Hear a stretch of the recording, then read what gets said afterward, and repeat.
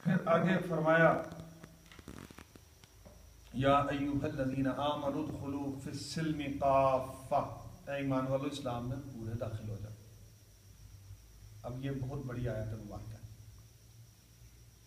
کہ ایسا نہیں کہ آپ نے دین کا کچھ حصہ تسلیم کر لیا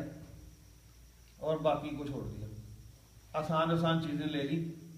ذرا سی جہاں نفس مشقت میں پڑتا اس کو چھوڑ دیا۔ پھر ہمارے ہاں تو چونکہ علماء کرام نے بڑی بڑی تفاسیر لکھی ہیں اور فقہ کی بڑی ساری کتابیں ہیں اور کچھ مسالک بھی بن گئے، مکتبہ فکر میں تھوڑا سا فروعی اختلافات بھی آ گئے، ٹھیک ہے، تو جہاں سے جس مسلک سے جس مکتبہ فکر سے کچھ سہولت ملتی ہے وہ لے لیتے ہیں۔ فلاں کی جو ہے نا وہ امام شافعی رحمۃ اللہ علیہ کا یہ قول ٹھیک ہے کیونکہ میرے اندر سے آتا ہے، امام ابو حنیفہ رحمۃ اللہ علیہ کا یہ ہے۔ چلیں یہ تو اسلام کی باتیں ہیں، احادیث کہیں نہ کہیں سے علماء کرام نے ضرور لی ہیں، سب کا ادب کرنا چاہیے، کوئی تفرقہ بازی فرقہ بازی نہیں رکھنی چاہیے۔ اللہ کے بندے ہیں، سب اللہ کے بندے ہیں، اور کسی کے پاس کوئی ایک حدیث پہنچی ہے تو اس عالم دین نے بڑی ذمہ داری کے ساتھ اس کو نقل فرمایا۔ تو بات یہ ہے کہ یہ جو چھوٹے چھوٹے فروعی اختلافات ہیں، ہاتھ باندھنے سے لے کے آمین تک اور یہ سارے معاملات، ان میں جس طرح امت کو توڑ دیا گیا ہے، وہ تو سیدھی سیدھی ایک نص قرآن کی نفی ہے کہ وَاعْتَصِمُوا بِحَبْلِ اللَّهِ جَمِيعًا وَلَا تَفَرَّقُوا، اللہ کی رسی کو مضبوطی سے تھامو، فرقوں میں مت پڑو۔ تو اپنے آپ کو کم از کم نا اس سے برات اختیار کرنی چاہیے، اپنا عقیدہ درست رکھیں قرآن و حدیث کے مطابق، سب کچھ یہاں سے ملتا ہے۔ اب ہم پڑھ رہے ہیں نا تو ایک ایک آیت مبارکہ میں سے آپ دیکھیں گے جہاں جہاں جو ہے نا وہ اللہ تبارک و تعالیٰ نے ہمیں سمجھ عطا فرمائی ہے، تو آپ دیکھیں کہ وہ ساری چیزیں کھل کے سامنے آ رہی ہیں۔ آپ پورا قرآن پاک پڑھ لیں، نبی پاک صلی اللہ علیہ وسلم نے جہاں جہاں بھی کہا ہے نا کہ میں تم جیسا ایک بشر ہوں، انا بشر مثلکم، خطاب کافروں سے، ایک دفعہ بھی صحابہ سے بھی نہیں کہا کہ میں آپ جیسا ہوں۔ اس کے پیچھے لاجکس ہیں، کبھی وہ کوئی آیت مبارکہ آگے آتی ہے تو میں اس پر ذرا تفصیل سے بات کروں گا۔ کہنے کا مطلب کیا کیتے تو سارے سامنے نظر آتے ہیں، تو ایک محبت بھرا پیغام سب کو دینا چاہیے۔ تو آپس میں اختلافات کی وجہ سے پھر ہم جو ہے نا وہ دوسروں کے لیے ایک اچھی مثال نہیں بنتے۔ تو اسلام میں پورے کے پورے داخل ہونا چاہیے، پوری سنتوں پر عمل کرنا چاہیے۔ ایک ایک سنت آقا کریم صلی اللہ علیہ وآلہ وسلم کی سینے سے لگانے والی ہے، ایک ایک سنت مطہرہ جو ہے وہ بڑی اہم ہے ہمارے لیے۔ تو کوشش یہ کرنی چاہیے آہستہ آہستہ آہستہ آہستہ۔ وہ ایک میرے دوست ہی تھے، تاجر ہیں، ان سے پرسوں ایک ڈاکٹر صاحب کے پاس بیٹھے نا، شام کے ٹائم تھوڑی گپ شپ ہو گئی، تو بات ایک چل نکلی یہ سیاہ رنگ لگانے والی بالوں کو۔ میرے پاس جو تھا علم، جو مجھے پتا تھا، میں نے ان کے سامنے پیش کر دیا۔ تو وہ جو بھائی تھے نا وہ کہنے لگے نہیں جی نہیں، دین اتنی بریکیوں شریکیوں والا نہیں ہے، نا بریکی میں پڑتا ہے، بس ٹھیک ہے سیدھی سیدھی نماز پڑھیں تو باقی معاملات کریں، ٹھیک ہے۔ تو میں نے کہا آپ کی بات درست ہے کسی حد تک، لیکن مجھے یہ بتائیں جب دکان میں مال ڈالتے تو آپ کا تو دل کرتا بڑی ورائٹی ہو، یہ بھی رہ گئی یہ بھی دکان میں ڈالیں، یہ رہ گئی یہ بھی دکان میں ڈالیں۔ میں اپنے اندر بھی ذرا سنتوں کا ذخیرہ کریں، ہم ایک پہ عمل کر لیا ہے تو اب دوسرے کی طرف ہم چل پڑے، آہستہ آہستہ آہستہ آہستہ کرتے کیا ہوگا، ہمارے اندر بھی سنتوں کا ذخیرہ ہو جائے گا۔ ہم ایک سنت پوری کریں، دوسری کریں، تیسری کریں، ایک عمل درست کریں، دوسرا کریں، تیسرا کریں، آہستہ آہستہ سارا کچھ ہی سمجھ جائے گا۔ تو میں نے کہا یہاں ہم کنجوسی سے کیوں کام لیں کہ نہیں جی یہ ٹھیک ہے۔ تو میں نے کہا بات تو سیدھی سیدھی ہے کہ جناب نے بھی لگایا ہوا ہے، اب آپ نے ظاہر دلیل وہ ڈھونڈنی ہے، ٹھیک ہے۔ وہ سب پتا تھا مجھے کہ لگاتے ہیں وہ جناب، تو میں نے کہا آپ نے دیکھا بات تو یہی ہے نا، مسئلہ تو یہ ہم سارے کا سارا دین اپنی نظر سے دیکھ رہے ہوتے ہیں۔ تو اس لیے نا یہ جو آیت مبارکہ حکم الہی ہے کہ دین میں پورے کے پورے داخل ہو جاؤ، آپ سر سے لے کر پاؤں تک پھر جو ہے نا وہ آقا کریم صلی اللہ علیہ وآلہ وسلم کی سنتوں کے اظہار کی کوشش کریں، سنتیں پوری کریں، فرائض پورے کریں، جیسا طریقہ بتایا گیا ہے اس طرح سے چلیں۔ اور آپ یقین کریں آپ نے صرف ارادہ کرنا ہے، چلانا پھر اس ذات نے۔ میں آپ کو بتاؤں بندے کی کوئی بات نہیں ہے، قسم سے کوئی بات نہیں ہے، یہ ہمت اللہ تعالیٰ نے آپ کو دینی ہے، آپ کو خود نہیں پتہ چلنا اللہ نے آپ کو کیسے بدل دیا۔ آپ نے تو صرف ارادہ کرنا ہے، اپنے نفس کو اس کے حضور میں جھکانا ہے کہ اچھا میرے تک یہ حکم پہنچ گیا، اب یہ حرف آخر ہے، میں اب اس سے آگے کچھ نہیں کروں گا۔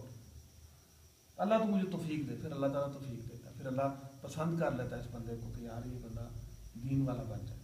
اللہ جس کو چاہتا ہے اس کو دین کی سمجھ دیتا ہے، جس پہ اسے پیار آتا ہوتا ہے نا اس کو دین کی سمجھ دیتا ہے۔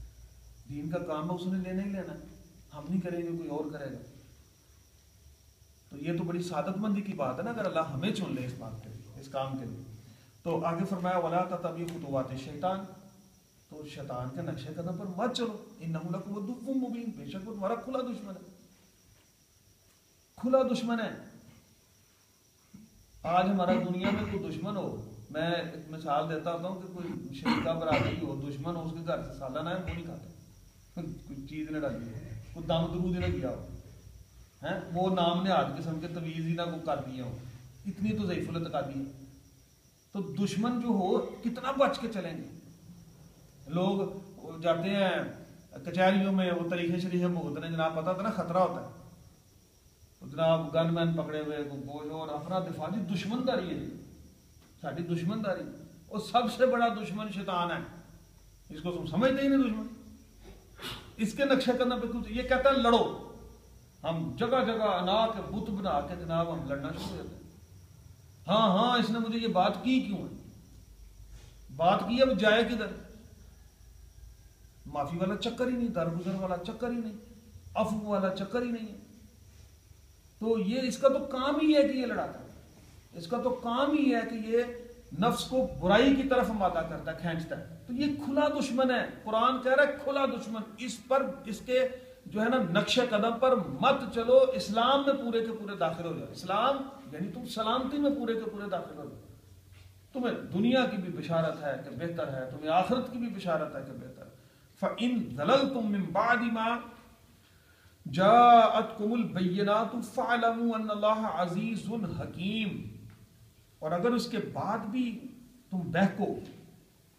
کہ تمہارے پاس روشن حکم آ چکے ہیں، فاعلموا ان اللہ عزیز حکیم، تو جان لو کہ اللہ زبردست حکمت والا ہے، اس کے لیے مشکل نہیں تمہیں کھینچنا، وہ تو ذرا سی زمین ہلا دے تو انسان کو اس کی اوقات پتہ چل جاتی ہے، زمین تو بڑی دور کی بات ہے، وہ تھوڑا سا سر ہلا دے، سر درد ہو تو دنیا جو ہے نا وہ بدل جاتی ہے، انسان کی کیفیت ہی بدل جاتی ہے، بے بس ہو جاتا ہے انسان۔ پتہ نہیں کتنے لوگ اس وقت روئے زمین پر بیماریوں سے بے بس ہیں، کتنے لوگ ایسے ہیں۔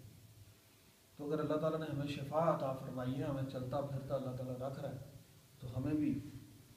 اللہ کا شکر گزار بندہ بننا چاہیے، عبادت گزار بندہ بننا چاہیے، ٹھیک ہے۔ تو یہ اللہ تعالیٰ جان لو زبردست حکمت، ایک تو یہ اس کی ربوبیت میں فرق نہیں پڑتا، تو نہ مان، تو چھوڑ کے ساری دنیا نہ مانے، اس کی ربوبیت میں نہیں فرق پڑتا، اس کے رب ہونے میں کوئی فرق نہیں، نہ اس کی بڑائی میں، نہ کبریائی میں، نہ اس کی خدائی میں، کوئی فرق نہیں پڑے گا، تو اپنا آپ بیڑا غرق کر لے گا،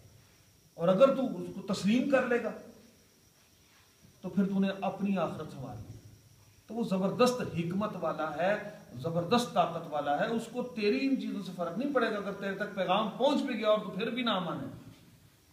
تو اس سے اس کی طاقت میں بھی تو کوئی فرق نہیں ڈال رہا۔ هل ينظرون الا ان ياتيهم الله في ظلل من الغمام والملائكه وقضي الامر والى الله ترجع الامور،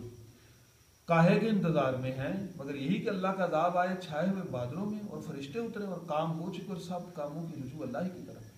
کفار تھے نا تو بڑی بڑی نشانیاں مانتے تھے۔ اچھا ہے کدھر ہے خدا، اگر ہے تو دکھائیں، ایسے ایسے بتوں کے سوال کرتے، قبل از وقت سوال کرتے۔ اللہ نے سامنے تو آنا ہے، اللہ تبارک و تعالیٰ نے اپنا دیدار تو کرانا ہے، لیکن بات وہی ہے کہ پھر اس وقت وہ مہلت نہیں ہوگی۔ سورۃ حامیم سجدہ میں بڑی تفصیل سے 25ویں پارے میں اللہ تعالیٰ نے ارشاد فرمایا کہ یہ لوگ نا بعد میں پھر اللہ کو منائیں گے، اور اللہ کہتا ہے میں نہیں ماننا، یہ کہیں گے وہ مہلت دے دو، جب آنکھوں سے دیکھتے کہیں گے ذرا ہمیں ہمارے شیطانوں سے تو ملا دے ایک دفعہ۔ اور وہ شیطان دو طرح کے، جنوں میں سے بھی انسانوں میں سے، دونوں کا ذکر ہے قرآن میں، کہ شیاطین جو جنوں میں سے تھے اور جو انسانوں میں سے تھے، وہ کہیں گے کافر ہمیں جو بہکاتے تھے، یا اللہ ان سے ہمیں ملا ذرا، جہنم نے ان کو اپنے پاؤں کے نیچے رکھ کے روندے ذرا، ان کو انہوں نے ہمیں بروایا، برباد کیا۔ تو یہ سارے کاموں کی رجوع تو اللہ کی طرف ہی.